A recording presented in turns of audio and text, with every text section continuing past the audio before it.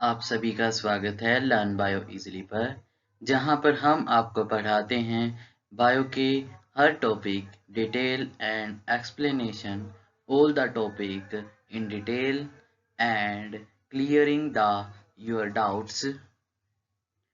Today's topic is NCERT exercise class 12 solution chapter sexual reproduction in flowering plant of biology. तो हम आज NCERT exercise का solution करेंगे जो चैप्टर 1 है बायोलॉजी का NCERT. First question is name the part of an angiosperm flower in which development of male and female gametophyte take place. हमें उनके नाम बताने हैं एंजियोस्पर्म फ्लावर में जिनमें डेवलपमेंट होती है मेल गेमेटोफाइट की और फीमेल गेमेटोफाइट की.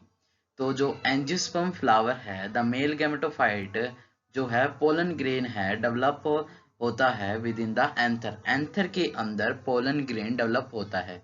और जो फीमेल गेमेटोफाइट है वो है एम्ब्रियो सैक, डेवलप कहाँ करता है, ओव्यूल में. तो इसको इंग्लिश में कैसे बोलेंगे, इन angiosperm flower the mail gametophyte pollen grain develop with in the anther while the female gametophyte embryo sac, which is embryo sac, develop within the ovule. So our next question is differentiate between microsporogenesis and megasporogenesis. तो differentiate करना है हमें microsporogenesis और megasporogenesis. Microsporogenesis क्या है, formation of microspore. megasporogenesis formation of megaspores. Microspore जो है वो मेल गैमेटोफाइट से रिलेट करता है और जो मेगास्पोर्स है वो फीमेल गैमेटोफाइट से रिलेट करता है. जो फिर आगे है which type of cell division occur during this event. तो हमें बताना है कौन सी type of cell division occur होती है इन इवेंट्स के दौरान.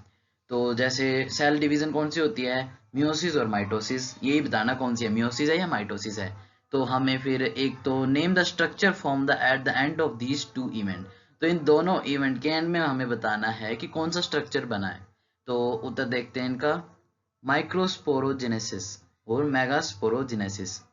तो सबसे पहले microsporogenesis. It is the process of the formation of microspore tetrad from a microspore mother cell through meiosis. तो प्रोसेस क्या है, फॉर्मेशन ऑफ माइक्रोस्पोर टेट्राड, यानी कि 4 माइक्रोस्पोर बनते हैं. किससे, माइक्रोस्पोर मदर सेल. और ये माइक्रोस्पोर मदर सेल कौन है, स्पोरोजीनियस टिश्यू. जो ये माइक्रोस्पोर मदर सेल है, ये माइक्रोस्पोर कौन फॉर्म करता है, sporogenous tissue present in anther. तो एंथर के अंदर स्पोरोजीनियस टिश्यू कहाँ प्रेजेंट होता है, जो माइक्रोस्पोरेंजिया होता है उसके सेंटर में स्पोरोजीनियस टिश्यू प्रेजेंट होता है, वही माइक्रोस्पोर मदर सेल होते हैं. और इवेंट्स के अंदर जो टाइप ऑफ सेल डिवीजन होती है वो कौन सी होती है, थ्रू मियोसिस. अब megasporogenesis. It is a process of the formation of the 4 megaspore 4 यानी मेगास्पोर टेट्राड फॉर्मेशन होती है मेगास्पोरोजेनेसिस में from a megaspore mother cell. इसमें भी मेगास्पोर मदर सेल प्रेजेंट होता है. जैसे कि माइक्रोस्पोर मदर सेल है माइक्रोस्पोरोजेनेसिस में, वैसे ही यहाँ पर मेगास्पोर मदर सेल है. तो megaspore mother cell in the region of nucellus. अब ये न्यूसेलस क्या है, न्यूसेलस क्या है, mass of cell present in ovule is known as nucellus. और जो सेल डिवीजन होती है वो कैसे होती है, थ्रू मियोसिस.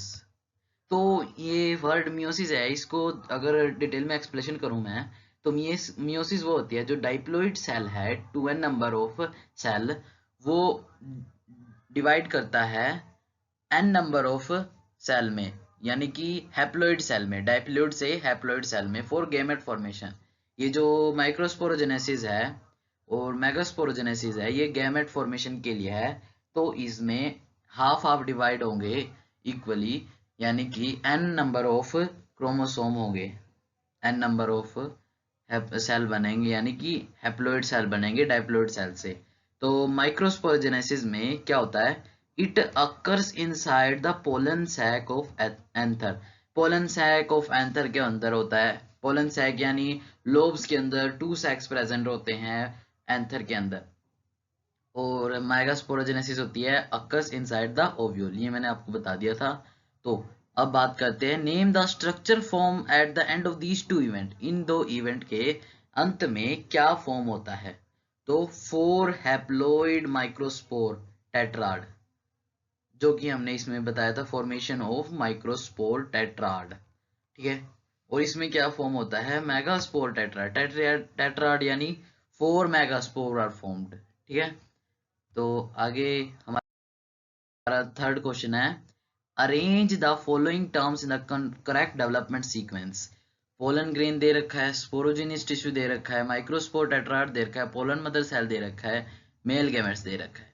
तो अगर हम रिकैप्चुलेट करें तो कौन कौन से स्टेप्स आते हैं वो देखें। तो सबसे पहले हम ढूंढेंगे कि सबसे पहली चीज क्या होती है। अगर पोलन ग्रेन की बात करें तो पोलन ग्रेन तो बाद में बनता है। तो सबसे पहले हम देखेंगे sporogenous tissue, sporogenous tissue, microspore tetrad, pollen mother cell, male gametes. तो सबसे पहले स्पोरोजिनियस टिश्यू आएगा, क्योंकि स्पोरोजिनियस टिश्यू के अंदर स्पोरोजिनियस सेल प्रेजेंट होते हैं, तो वो हेल्प करेंगे पोलन मदर सेल, और हम कह सकते हैं माइक्रोस्पोर मदर सेल बनाने में। और जो माइक्रोस्पोर मदर सेल से फिर होंगे माइक्रोस्पोर टेट्राड, इस पोलन मदर सेल से माइक्रोस्पोर टेट्राड बनेंगे। फिर माइक्रोस्पोर टेट्राड से एक बनेगा पोलन ग्रेन, एक जो 4 माइक्रोस्पोर बने हैं तो उसमें से एक बन जाएगा पोलन ग्रेन, और बाकी सभी वो फूड के रूप में यूज होंगे। पोलन ग्रेन के बाद होते हैं मेल गैमेट्स। हमने अगर देखा हो तो जब पोलिनेशन के दौरान जब स्टिग्मा पर आके पोलन ग्रेन अटैच होता है, तो वो जब पोलन ट्यूब बना लेता है ओवरी तक, ओव्यूल तक, तो उसमें से मेल गैमेट रिलीज होते हैं, 2 मेल गैमेट्स, तो वही मेल गैमेट्स हैं, ठीक है। फिर अगला क्वेश्चन है fourth, with a neat label diagram describe the part of a typical angiosperm ovule. तो हमें एंजियोस्पर्म ओव्यूल्स का नीट लेबल डायग्राम बताना है और डिस्क्राइब करना है इसके बारे में। तो सबसे पहले इस चलाजल, चलाजल एंड क्या होता है, जो माइक्रोपाइल एंड के अपोजिट में एंड प्रेजेंट है, this is known as chalazal end. और फिर आता है न्यूसेलस। न्यूसेलस क्या है, nucellus is the mass of cell present in ovule is known as nucellus, okay. Then integument, integument क्या है, integument is the protective layer over the ovule is known as integument. Then there is embryo sac. Embryo sac क्या है, between the nucellus a sac is present is known as embryo sac. और embryo sac क्या है, is a female gametophyte. Then there is egg cell. Egg cell is present inside the embryo sac which help in syngamy. Syngamy अगर आपने मेरी video नहीं देखी हो chapter 1 की sexual reproduction in flowering plant, वहां पर हमने डिटेल स्ट्रक्चर पढ़ रखा है। तो ये जो एम्ब्रियो सैक का डिटेल स्ट्रक्चर है आप उस वीडियो पर भी जाकर देख सकते हैं मेरे चैनल पर। Then there is synergid, below the egg cell synergid are present.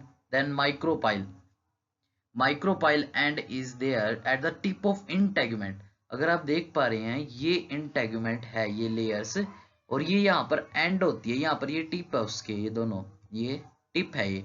तो at the tip of integument micropyle is present, okay. Then is funicles. Funicles क्या है, stalk which attach hilum and ovary.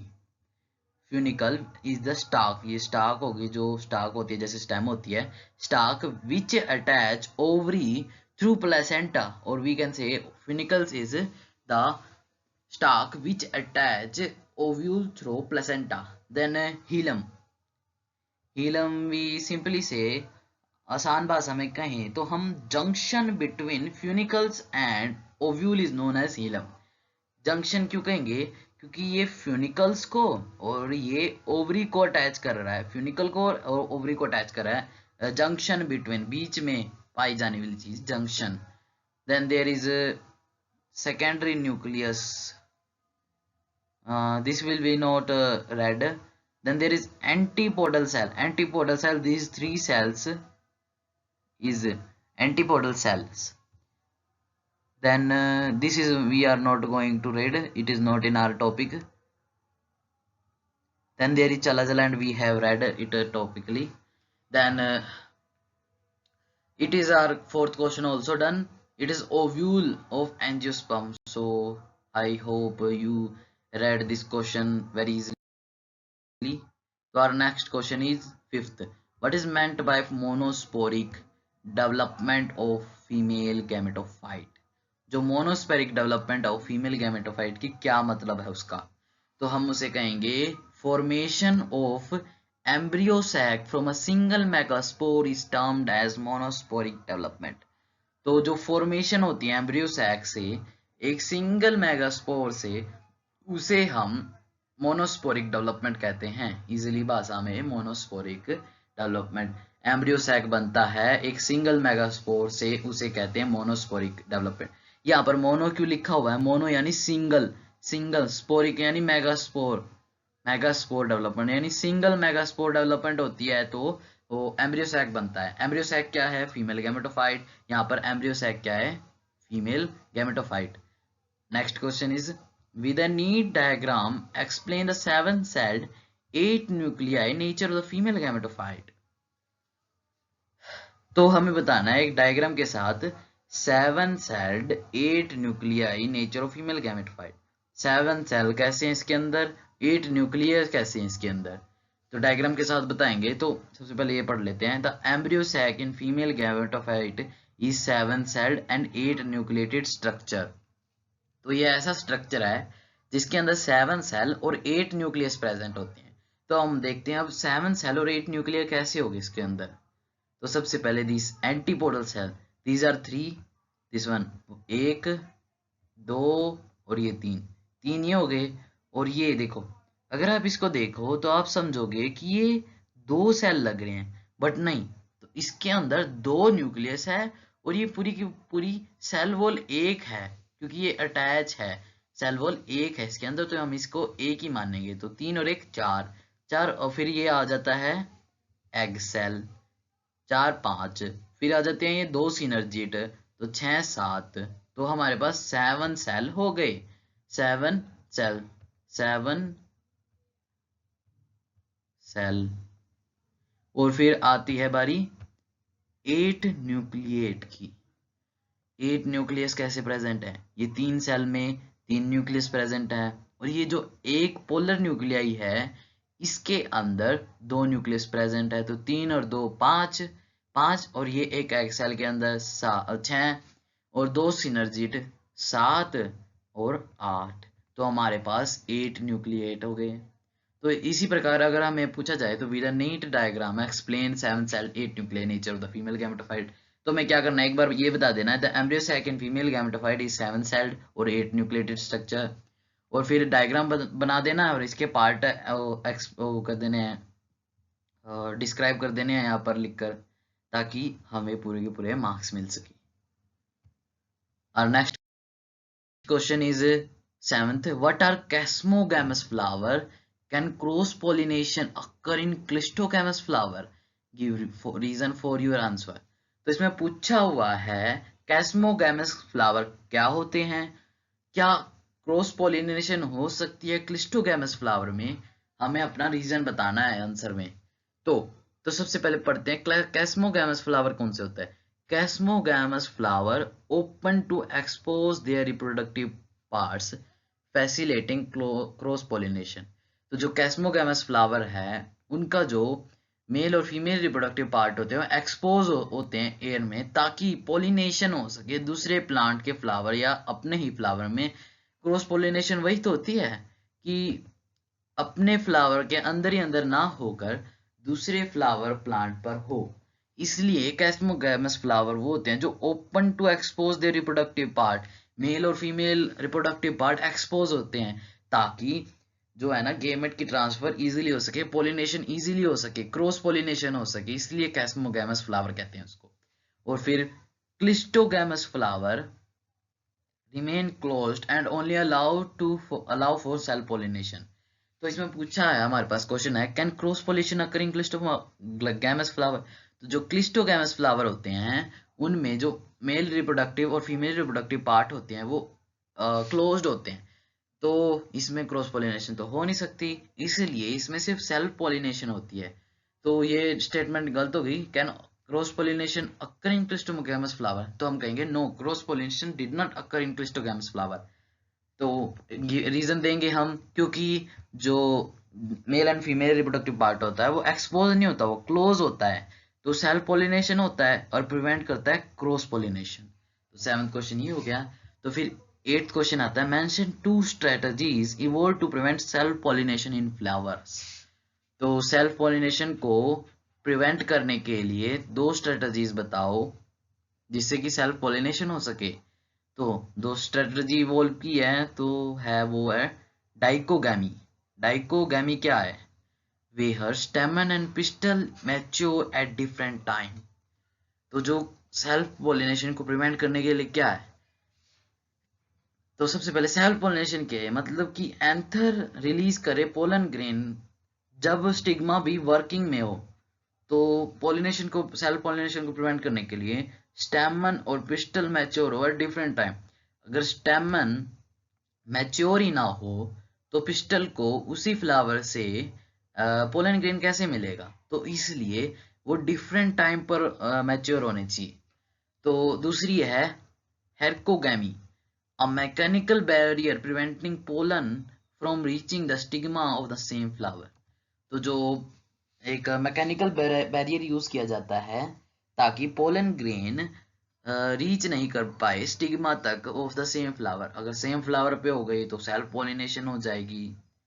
तो अगर our next question is, what is self incompatibility, why does self pollination not lead to seed formation। तो पूछा है self incompatibility क्या है और सेल्फ पोलिनेशन क्यों नहीं होती seed formation in self compatibility species में। तो अगर हम देखें सेल्फ इनकम्पैटिबिलिटी क्या है, self incompatibility is a genetic mechanism preventing self fertilization in plant.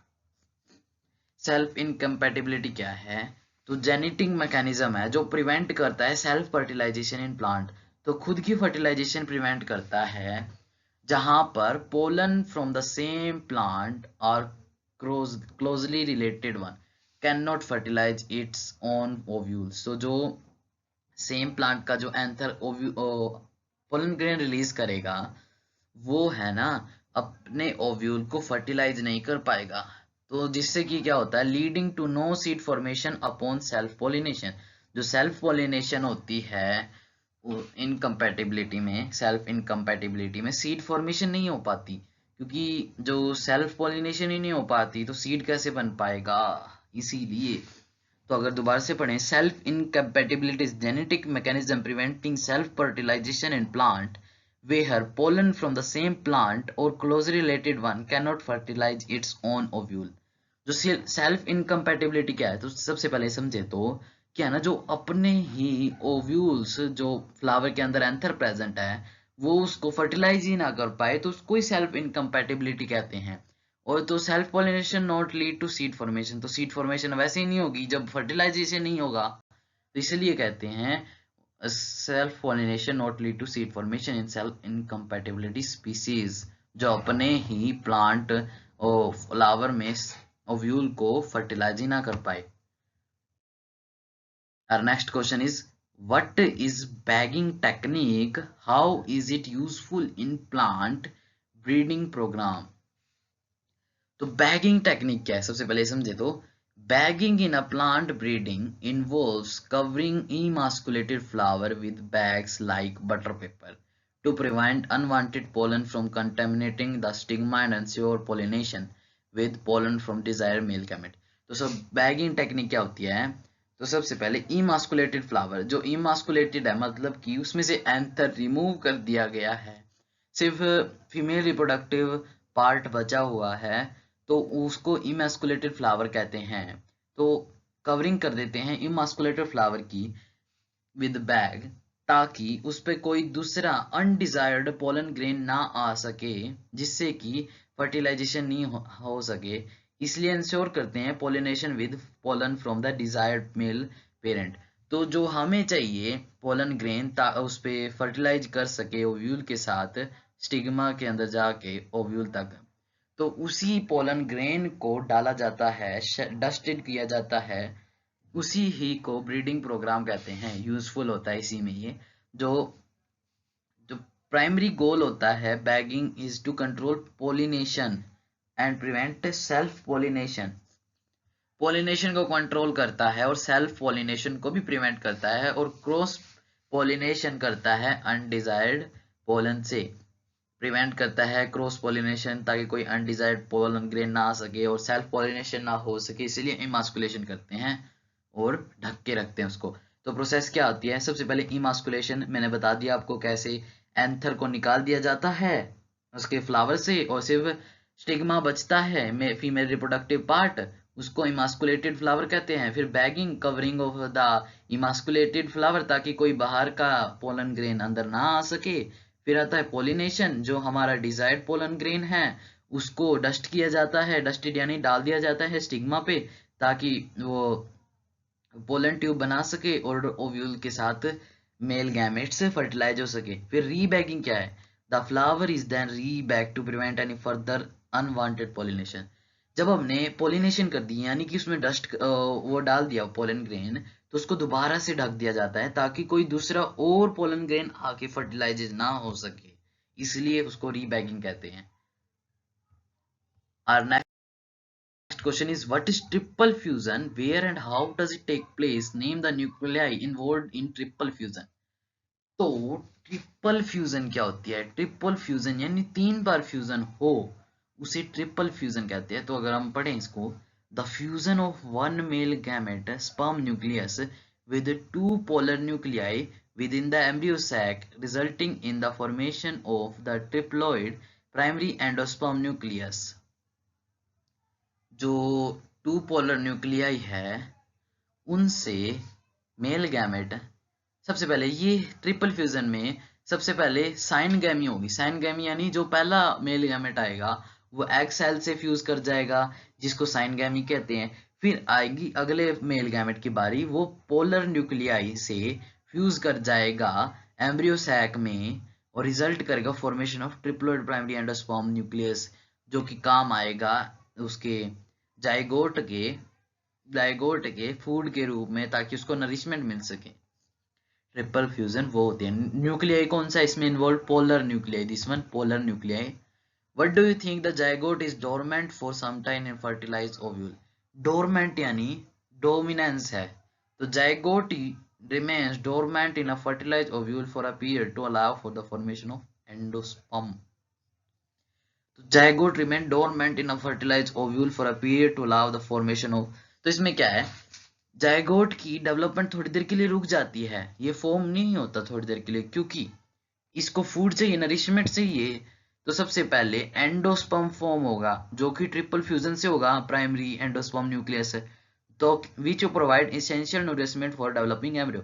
इसलिए जाइगोट से पहले एंडोस्पर्म बनता है, तब स्टार्ट होता है, वरना तभी जाइगोट फॉर्मेशन स्टार्ट होती है। इसलिए the zygote is dormant for some time in a fertilize ovule. Fertilization तो हो जाता है पर जाइगोट की फॉर्मेशन एम्ब्रियो तक तभी होती है जब एंडोस्पर्म फॉर्म होता है, क्योंकि डेवलपिंग एम्ब्रियो को जरूरत होती है फूड की, नरिशमेंट की।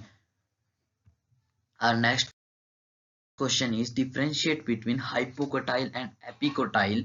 दूसरा है कोलिपेटाइल एंड कोलेराइजा, और तीसरा है इंटेगुमेंट एंड टेस्टा, और चौथा है पेरिस्पर्म एंड पेरिकार्प। तो इनको हम डिटेल में समझेंगे। तो सबसे पहले है हाइपोकोटाइल और epicotyl. The portion of the embryonal axis which lies below the cotyledon in dicot embryo is known as hypocotyle।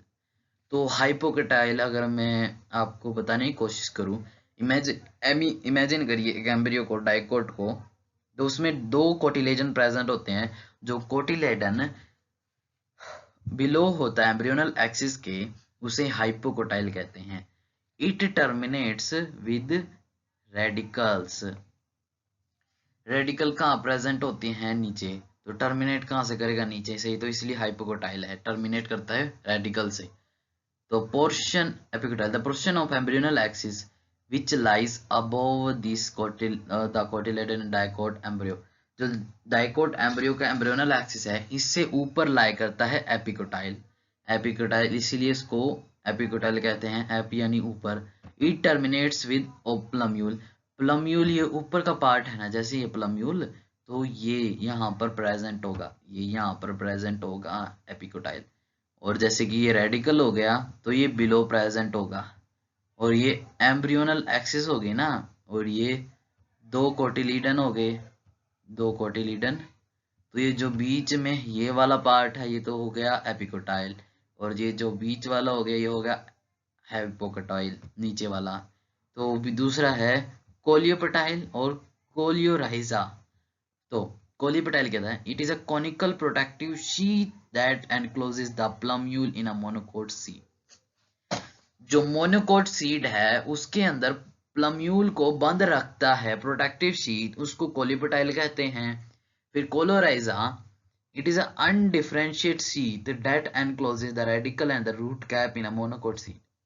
Undifferentiated sheet होती है जो बंद करता है रेडिकल और रूट कैप, और कह सकते हैं कवरिंग करता है, मतलब क्लोज करके रखता है रूट कैप को, रेडिकल को इन मोनोकोट सीड। ठीक है, फिर आता है तीसरा इंटेगुमेंट और टेस्टा। क्या होता है, इनके डिफरेंस बताना है।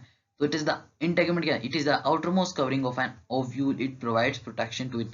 अभी पीछे वाले क्वेश्चन में हमने देखा, जैसे कि हमने ओव्यूल का स्ट्रक्चर पढ़ा, तो इंटेगुमेंट था, वो प्रोटेक्टिव कवरिंग लेयर होती है इंटेगुमेंट इन ओव्यूल, वही होता है। फिर testa, testa it is the outermost covering of seed, seed की आउटरमोस्ट कवरिंग को टेस्टा कहते हैं, और ओव्यूल की आउटरमोस्ट कवरिंग को इंटेगुमेंट कहते हैं। ठीक है, फिर चौथा आता है perisperm and pericarp. It is the residual nucellus which persist, it is a residual nucellus which persists. It is present in some seeds such as beet and black pepper.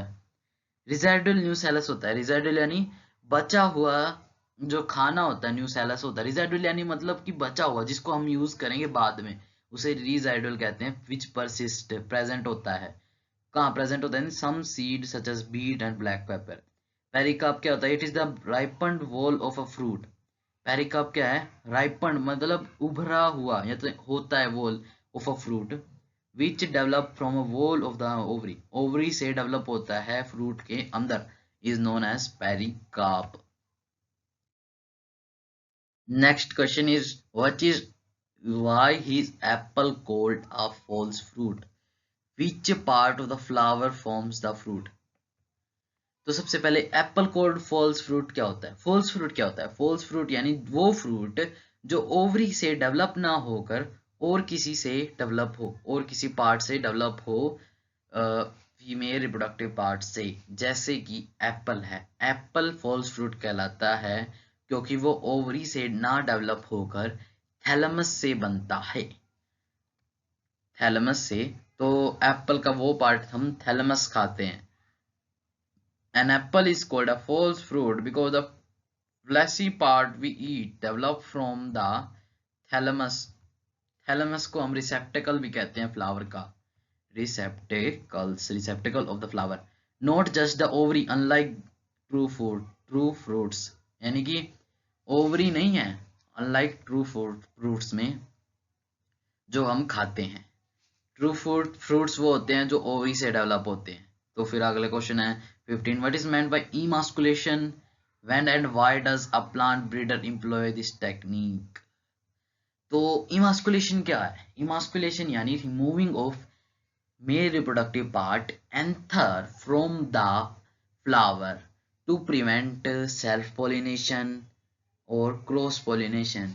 जब हमें अपना डिजायर्ड पोलन ग्रेन ही fertilize करवाना है, ovule pollen grain से fertilize कराना है जो हमारा अपना हो, डिजायर हो हमें ऐसा प्लांट चाहिए। और कब होता है ये, जब why does a plant breeder employ this technique, तो हम पढ़ेंगे। तो अब Emasculation is the process of removing the anther which contain pollen from the bisexual flower before the pollen is released. Plant breeder employ the distagram before the anther mature and releases pollen, ensuring the stigma is not contaminated with the flower on. तो plant breeder क्यों करता है? ताकि self pollination ना हो सके, तो cross pollination को कंट्रोल कर सके। यही तो बात मैंने बताई थी आपको। तो प्लांट ब्रीडर इसलिए करता है, जब करता है जब मैच्योर हो जाता है एंथर, ताकि पोलिनेशन ना हो सके और फिर फर्टिलाइजेशन भी ना हो सके, और प्रिवेंट करता है सेल्फ पोलिनेशन को, to ensure control cross pollination. Next question 16. If one can induce parthenocarpy, though the application of growth substance, which fruits would you select to induce parthenocarpy? तो पार्थेनोकार्पी क्या होती है? सबसे पहले पार्थेनोकार्पी यानी कि seedless fruit develops, seedless fruit develop हो जाता है, उसे पार्थेनोकार्पिक फ्रूट कहते हैं। तो सब पढ़ते हैं हम जब, hence for parthenocarpy we can select fruit which have a lot of seed in them. Such fruit include watermelon, orange, lemon. So we can select watermelon to induce parthenocarpy because by this method we can have seedless watermelon. Induce यानी बढ़ा सकें parthenocarpy को, तो orange, watermelon, Musk melon के अंदर बहुत सारे बीज होते हैं, तो we can select watermelon to induce parthenocarpy, इनके अंदर इंड्यूस कर सके parthenocarpy. We can have seedless watermelon, seedless ही तो पार्थेनोकार्पिक फ्रूट होता है। तो अगला क्वेश्चन है, explain the role of tapetum in the formation of pollen grain wall. Tapetum क्या होती है? सबसे पहले तो टेपेटम क्या है? Inner most layer of anther cell. अगर हमने देखा हो तो structure inner most anther cell का, तो जो माइक्रोस्पोरेंजिया होता है वो कवर्ड होता है टेपेटम से। और टेपेटम का क्या काम है? नरिशमेंट प्रोवाइड करता है और फूड प्रोवाइड करता है माइक्रोस्पोरेंजिया को, और प्ले करता है crucial role in pollen grain wall formation. Pollen grain की वॉल फॉर्मेशन में हेल्प करता है। Nutrients and synthesis sporopollenin. Sporopollenin क्या है? जो आउटर मोस्ट एक्साइन लेयर होती है पोलन ग्रेन की, वो स्पोरोपोलेनिन से बनी होती है, और the primary component of pollen is outer layer. Exine बनी होती है स्पोरोपोलेनिन से। तो काम क्या होता है टेपेटम का? Synthesis of sporopollenin, nutrients provide करता है पोलन ग्रेन को, वॉल फॉर्मेशन में हेल्प करता है पोलन ग्रेन की।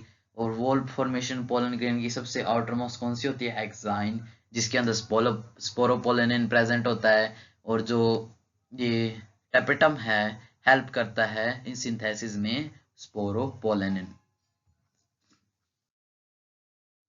What is apomixis? Apomixis क्या है? Apomixis क्या है? Mechanism to produce seed without fertilization. Produce करना है सीड बिना किसी फर्टिलाइजेशन के। What is is importance? Importance क्या है? तो mechanism to produce seed without fertilization कैसे कर सकते हैं? ए सेक्सुअल रिप्रोडक्शन से। ए सेक्सुअल रिप्रोडक्शन से, बिना फर्टिलाइजेशन के sexual reproduction. New seller sell divides and from embryo. जो है सेक्सुअल रिप्रोडक्शन में न्यू सेलर सेल्स हैं वो डिवाइड्स हो जाते हैं और फॉर्म करते हैं एम्ब्रियो को। ठीक है, और एग्जांपल है इसके मैंगो, सिट्रस फ्रूट। फिर diploid egg cell directly develop into embryo. एक तो सेक्सुअल रिप्रोडक्शन होगी, फिर दूसरा है एसेक्सुअल रिप्रोडक्शन में कौन सा था? Nucellar divides. फिर दूसरा आता है diploid egg cell directly develops into embryo. जो डाइप्लॉइड एग सेल है वो डायरेक्टली डेवलप कर जाता है एम्ब्रियो में। इंपॉर्टेंस क्या है इसकी? एपोमिक्सिस की हेल्प करता है clonal production through seeds. Clonal production यानी बहुत सारे प्रोडक्शन होता है सीड्स का। क्लोनल यानी कॉलोनी में बहुत सारे। और न्यू हाइब्रिड प्रोड्यूस होते हैं लेसर टाइम, बहुत कम टाइम में नई वेराइटीज बन जाती है। हाइब्रिड प्रोड्यूस हो जाता है, नई नई hybrid produce in lesser time, कम समय में। कॉस्ट इफेक्टिव होता है, कम कॉस्ट लगती है। Disease free plant can be produce, बिना किसी बीमारी के प्लांट प्रोड्यूस हो सकते